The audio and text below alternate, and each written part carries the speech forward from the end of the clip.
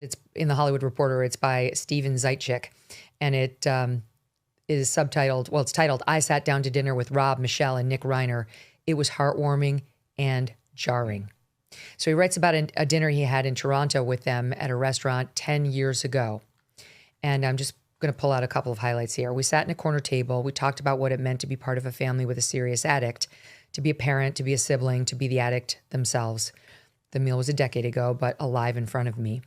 Directed by Rob and co-written by Nick, Being Charlie, they were there to promote their movie that they did together, which we discussed yesterday, focuses on David, an accomplished actor now running for governor, clearly a Rob Reiner stand-in, and his drug-addicted son, who feels like he's being pushed hard to get clean so as not to be an embarrassment to his famous father, clearly a stand-in for Nick. Nick was sober now, the Reiner said, and after some 18 trips to rehab since his teenage years, some of which he spent on the streets. This movie was going to provide the happy ending to all that sadness. Can you believe this boy? Rob said as we sat down, beaming. Nick smiled uncomfortably, saying nothing. From the start, a kind of fatherly pushing was evident. Rob wanted this story told, wanted, not surprisingly for a man steeped in show business, for the movie to succeed where therapy had failed. But he also genuinely felt pride. Nachas, as he said, using the Yiddish word for parental joy. Nick seemed less game, a little almost like he didn't want to fully be there. He goes on to say, it was tough at first to think, am I actually going to do this? Nick said after I prodded a little, quote, I really wasn't sure if I wanted to do this. Am I really going to get it out there? Rob jumped in. That's part of being a creative person. You express it. You get it out there. The director looked lovingly at his wife. Everybody's so open, and it's because of Michelle. Everybody is, she said, looking back at her husband, but we didn't set out to do a public good. We had to do it for each other. We ordered, and Nick explained the ineffectiveness of rehab for him. I just couldn't get by in these programs. I had resistance every time they tried to reach me. The elder Reiners described their own misgivings. The program works for some people, but it can't for everyone, said Rob. When Nick would tell us it wasn't working for him, we wouldn't listen. We were desperate, and because the people had diplomas on their wall, we listened to them when we should have been listening to our son. I looked at Romy, who was also there, the Reiner's daughter. How did she feel? This is my best friend, and I was there for all of it, she said, gesturing to her brother, 2 years older. It's weird but good to see it on screen, she said. She struck me as someone deeply admiring of her brother, but also perhaps a little tired of explaining his behavior to her parents, to everyone. Rob, who'd been eating, put down his fork. What got us through is 2 books, Tweaked and Beautiful Boy, citing addiction memoirs. Something poignant, even sad, abided. Unable to access the mind of his own son, he turned to the words of strangers to let him in. And then just a couple more. For all the talk about catharsis and success, something felt unsuccessful. I later checked in with their publicist. She thought everything was fine, but it didn't feel fine. It felt like things were better, but far from resolved. Like the last pile of living room mess before company arrives. The family at dinner turned its attention to a line Rob insisted make it into the film. Quote, I'd rather have you alive and hating me than dead on the streets. Rob really, really wanted it in. It explained his actions, justified them, even though he was now apologizing for thinking that way, for being so hard on his son. I looked at Nick. He didn't seem so happy to have that line in the film. It was perhaps too excusing of the kind of parental pushing he didn't want to excuse. The proposition was also based on a flawed assumption. Hate did not automatically mean recovery. I asked Nick what he thought. What could his father have done? But Nick had no answer. Not at a dinner, maybe not ever. Maybe there was nothing Rob could do. Maybe the whole movie, I thought, was Rob coming to terms with that inescapable fact. And all the cheer and the pride, well earned as it was, could simply not illuminate that darker, more severe reality. Man, this is it. Mm-hmm. He had done everything he could do to help his son. He had even set in motion the Hollywood machine to help his son. And yet there was nothing he could do to fully help his son. Some things are beyond our greatest effort. That's heartbreaking. That's tough. Yeah, it's tough because as a parent... It feels so right. Well, as a parent, you know, everybody runs into this at some point with a child where you want to will things to be true, right? Mm-hmm. That you think you can command things to happen, and you can't. and the most insecure you'll feel, the most vulnerable you'll feel as a parent is knowing there are some things that are outside of your control. Totally. Which is terrifying. Yeah.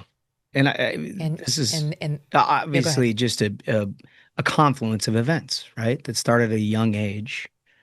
But, Rob Reiner didn't give up. I mean, he kept going. It ended in absolute tragedy. But I mean, the effort was clearly that you can see it. And that piece, by the way, beautifully written, and I think just got to the absolute heart of the issue, is that they were willing something to happen that was not going to happen. And they knew it at some level. Rob Reiner knew it, and so did Nick, and probably Michelle and Romy and Jake, the other brother, too. But even when you see these clips of them promoting that movie, some of which we played yesterday, they don't seem close. There does seem to be a lot of damage between them. They do seem almost like he writes trying to will this into existence. Like, this is our happy ending.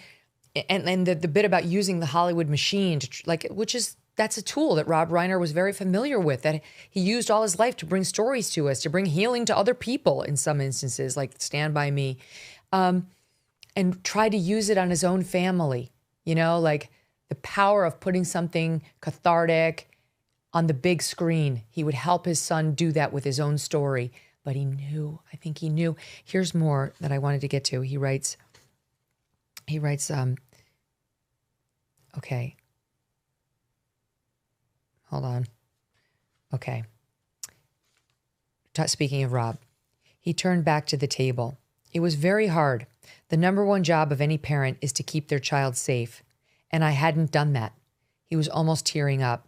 And now here, I have done that. I kept him safe. He came out alive. And the writer adds, here in 2025, the words kept ricocheting through my brain. Yes, Nick had come out alive. It was Rob that hadn't. Oh, my God. Tough. Man, oh, man. Tough. The final bit reads as follows. Reiner was all about sorting through the complexity of parents and offspring and coming out okay on the other side. He's the one who taught us how hard it was, but that we could get through it just as he did with his own famous father, with whom he had bonded over baseball. He just couldn't enact the lesson with his own son. At the dinner, we pushed back our chairs and stood up. Rob looked at me. He took my hand and clasped it. Thank you, Steve. Perhaps I imagined it, but in his eyes I saw a pleading, an ask. Not to conceal anything, more the opposite. He wanted this story written in a way that willed the best outcome into being. Mm-hmm. I clasped his hand back as he held my gaze an extra twinkly, plaintive second. It was the last interaction we had. I still feel my palm squeezed. That business about he wanted the story written in a way that willed the best outcome into being. That's what I'm talking about, you guys. That movie, like, that's what he was trying to do, to use the best and most familiar tool he had, movie making, to will that outcome into being. And one does wonder, like, now, as the son is clearly on suicide watch and now facing a massive legal trial, will he be able to use Rob Reiner's fortune to defend himself with this very fancy lawyer against charges that he killed his own dad? Did Rob and Michelle keep him in their will? So many parents who have a drug-addled child will remove the child from the will and tell the child that for their own preservation. And also the thought of poor Rob and Michelle in the moments right before they died, knowing it had come to this. They didn't die with a bullet to the back of the head. They knew. Clearly, if the Billy Bush reporting is right, Michelle knew and told. And then you would both know. And you get stabbed to death, you know exactly who's doing it. And imagine being his sister at a Mm-hmm. time like this and having to live through this trial that's going to happen. Talk about the actual victim here. I mean, it's the most horrific, unthinkable thing you'd have to deal with in life. Yeah. It's almost Shakespearean in some way. I mean, this is a bizarre drama. I mean, look, I think if there's a a piece, a silver lining, a productivity of a conversation that you can have publicly about any of this. We don't know the circumstances of any of their relationships with each other or what led him to drug abuse or, if he was relapsing and back onto it. But spend time with your kids, I mean, this is a perfect example. Before it's too late. Yeah. And do it early. Yeah. They've got to know you're there. Now, like our kids are 16, 14, and 12. And we've been doing this their whole lives, but like have dinner with your children, ideally 7 nights a week. Yep. No, I'm not kidding. Yep. Don't commit them to a sport that makes that impossible. Like at least 5 nights a week, sit with them. Drive them to school, like spend the time. When they're my kids' ages, it gets harder and harder because their commitments get bigger and bigger and just their studying gets to the point where it's going to remove them from you for several hours. The dinners are a must. The breakfasts are a must. The weekend time is a must. You are more important than anything. Time with you, the parents, the family, more important than friends, more important than sports, more important than academics. Like there's so much pressure on these kids. This has to be prevented before the drug problem and the 15 or 18 rehabs. Like at that point, and I've talked to so many parents of like seriously drug-addled kids. I don't know how to say this without sounding really brutal, but like at that point, the kid becomes like a nightmare. Somebody else. Like you're saddled with them because they're yours. And they're not capable of supporting themselves and they're out there in society and you can't just say they're society's problem. You have some obligation to society to do something to protect society from them and make sure that they're not just, in a tent on the street that you walk past. But a lot of these parents know they're dangerous. They're actually, if not just suicidal, homicidal. And this is not Minority Report. You cannot have them arrested before they've committed a crime. And yet they're likely to, and your family may be the first victims. It's a nightmare. This has to be headed off early. And with mental illness, it's even far more complicated. Oh, totally. And I'll say, I don't know how many of I imagine a fair number of your listeners know, but I mean, you really are a role model in this regard, you and Doug, and we've met your kids, well-adjusted young people who understand family dynamic and have access to their family. And, we've looked at that and anybody in this line of work, there is always somebody asking for something. But for a lot of your listeners, it doesn't matter what line of work you're in, somebody's always asking for something. There's always something else you can do. And you have to rattle around the opportunity cost of each time you go to dinner or each time you go away, or what does this get me? What does it not? Just remember that whatever cost you've associated with your family, it is much higher. There are a lot of politicians that should be getting coal in their stocking for Christmas, but Birch Gold thinks, as a smart planner, you deserve silver. That's why for every $5,000 you purchase between now and December 22nd, Birch Gold will send you an ounce of silver, which is up over 60% this year. See, smart people diversify and have a hedge. That's why you should consider Birch Gold. With the rate cuts from the Fed in 2026, the dollar could be worth less. And what happens if the AI bubble bursts?